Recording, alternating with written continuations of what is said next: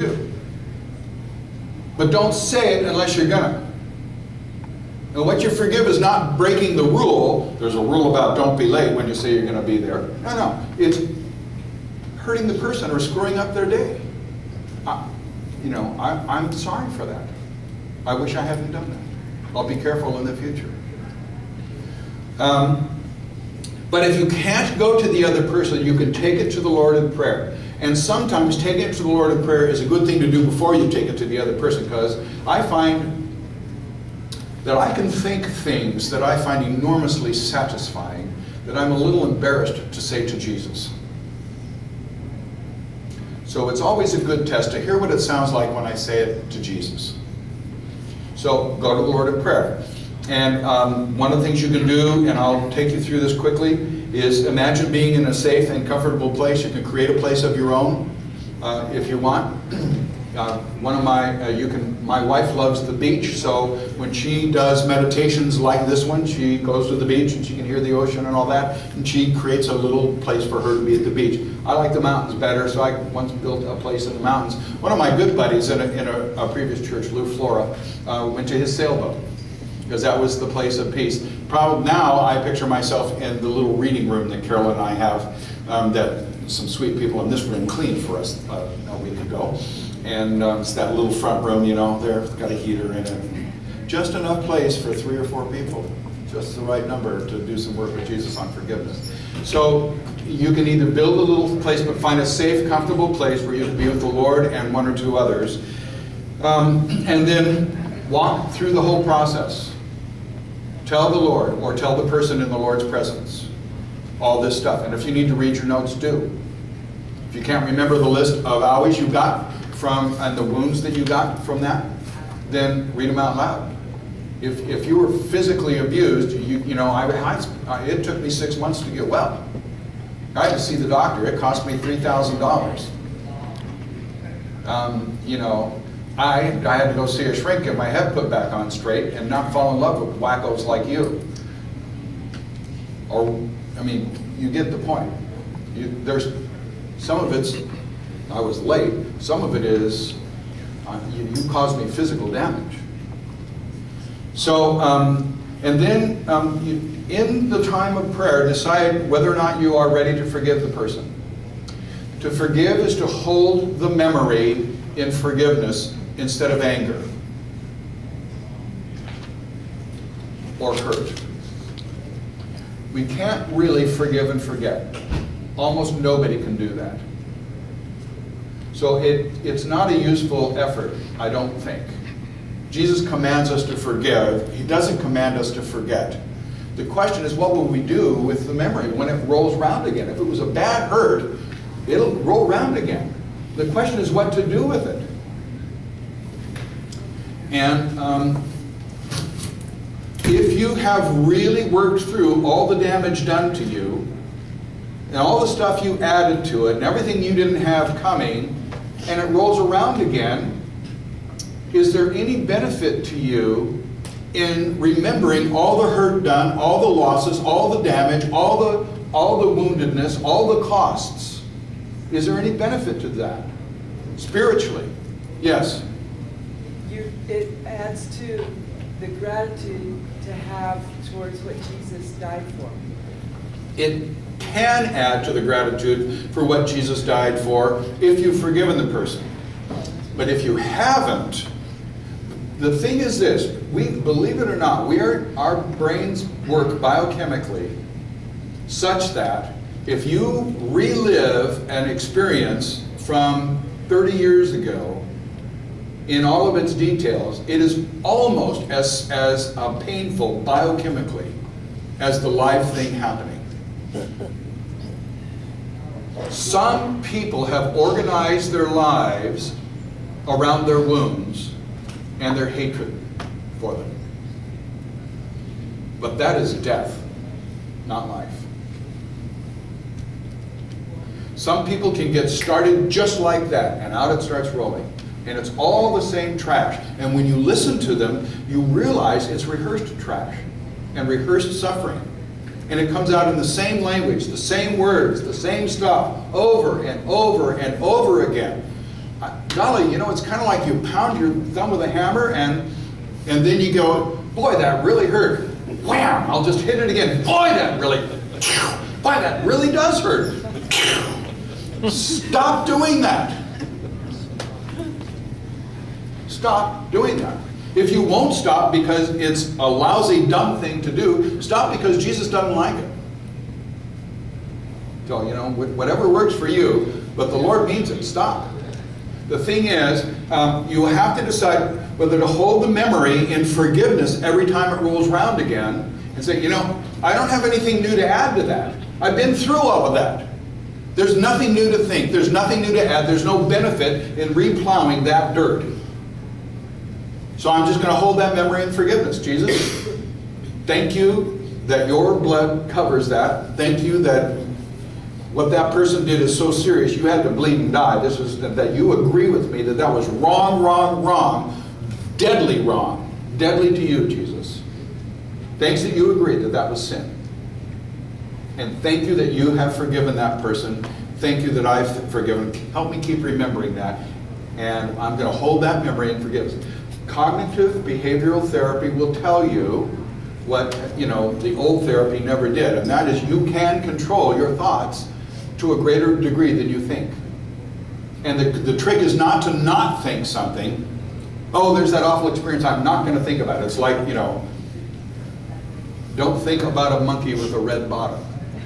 Well, all of a sudden everybody in the room is, you know, how do you get...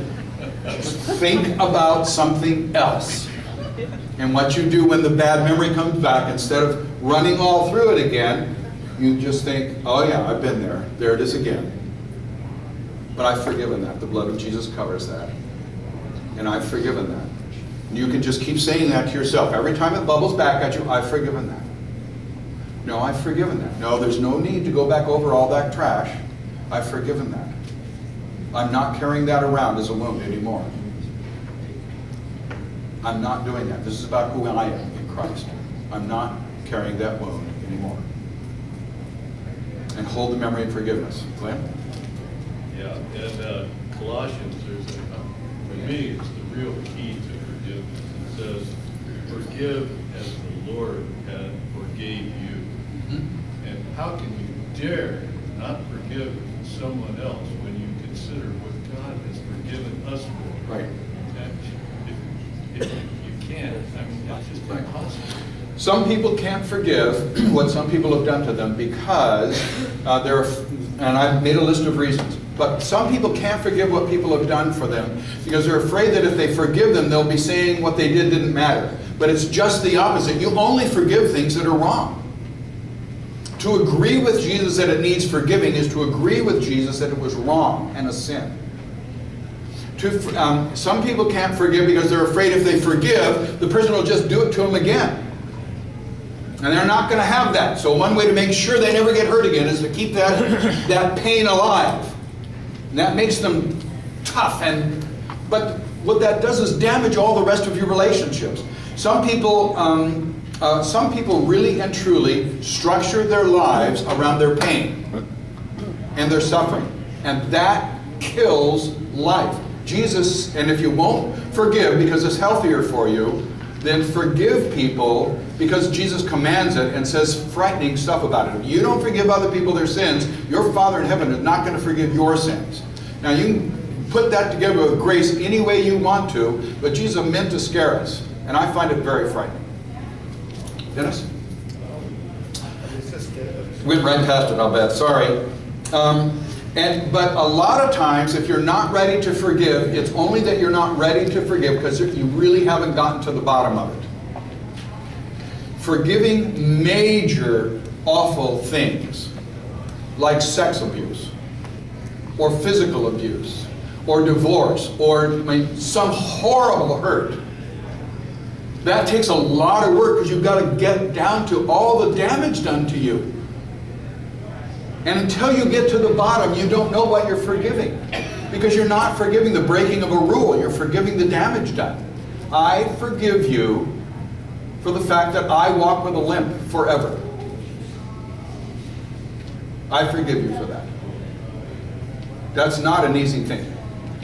So, in the prayer time, tell the Lord whether you're ready to do that or not. The next page is about, forgiving isn't forgetting. I talked about that. It's holding the memory in forgiveness. Forgiving someone isn't the same as being reconciled to them. You can forgive people that you cannot be reconciled with. So far as it depends upon you, live at peace with everyone. But there are some people who have hurt you really badly. If you put yourself vulnerable to them, they will hurt you badly again, and you're positive of it. Don't do that. You can forgive them without trusting them. Actually, I do trust you. I trust you to do it to me again the next time you get a chance. Okay? That's just exactly like smacking your thumb with a hammer 15 times in a row. It just hurts every time. So you can do the same process with yourself. What I'd like you to do is this. Will you take a moment to get everything out of your hands, please, and to sit comfortably. And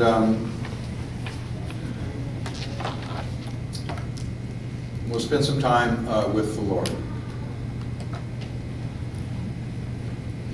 So, sitting in a good relaxed position, take in a good deep breath. Hold it a second and let it out slowly. Breathe in. Acknowledge that there are some distractions. You don't have to make them go away, just there they are. Let go. Breathe out. One of the nice things about breathing is that it reminds us that God is as close to us as our breath. Closer, really. Breathe in, breathe out. And go to a place in your imagination that you find safe and comfortable. It could be a place that you already have. As I said, my friend went to his boat. There's a room in my house that I find enormously safe and intimate. Or you may want to build someplace, in a place that you find beautiful and safe. Build a little room. Put the carpeting you want on the floor, the pictures on the wall, fireplace if you want one. Maybe it's just a tent. A couple of chairs where you can sit. Be with the Lord and one or two other people if you need to.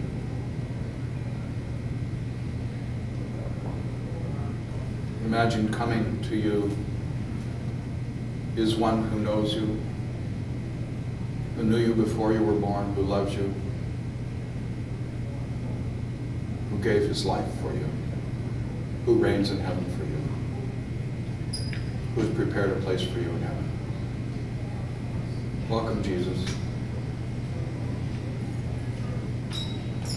In his presence, sit down.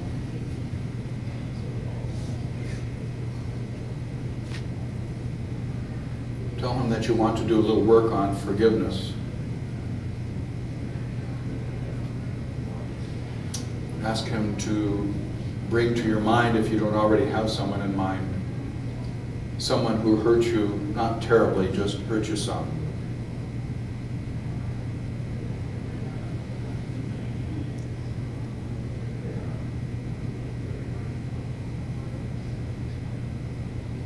Then think, as you're there with the Lord, about what that person did. What did they say? What did they do? Think a little bit about what it cost you, how it hurt you, what it damaged you. Just think about it there in Jesus' presence.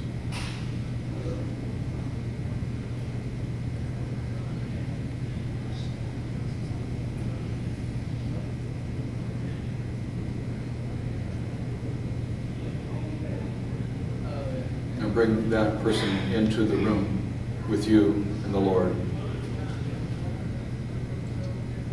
Sit down together.